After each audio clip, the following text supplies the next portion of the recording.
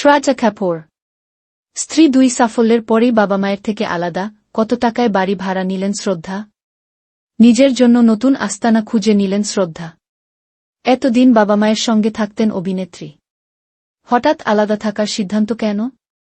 এখনও পর্যন্ত এ বছরের সবথেকে বড় হিট রয়েছে শ্রদ্ধা কাপুরের ঝুলিতে। তার অভিনীত স্ত্রী দুই ছবি বিশ্বব্যাপী প্রায় ৮০০ কোটি টাকার ব্যবসা করেছে। আজকাল বিভিন্ন অনুষ্ঠানে দেখা যাচ্ছে শ্রদ্ধাকে। ছবির প্রস্তাবও রয়েছে হাতে। এবার নিজের জন্য নতুন আস্তানা খুঁজে নিলেন শ্রদ্ধা। এতদিন বাবা মায়ের সঙ্গে থাকতেন অভিনেত্রী। এবার মুম্বইয়ের জুহু এলাকায় সমুদ্রমুখী ফ্ল্যাট ভাড়া নিলেন, যার বাৎসরিক ভাড়া ৭.২ লক্ষ। সেই হিসাবে মাসিক ৬ লক্ষ টাকা ভাড়া দিতে হবে অভিনেত্রীকে। ৩৯2886 বর্গফুটের এই ফ্ল্যাটটি ১ বছরের জন্য লিজে পেয়েছেন শ্রদ্ধা। অভিনেত্রীকে ৭.২ লক্ষ টাকা অগ্রিম ভাড়া দিতে হয়েছে। চলতি বছরে ১-৬ অক্টোবর চুক্তি সারা হয়। এতে অভিনেত্রীর জন্য ৪টি গাড়ি পার্কিংয়ের জায়গা অন্তর্ভুক্ত রয়েছে।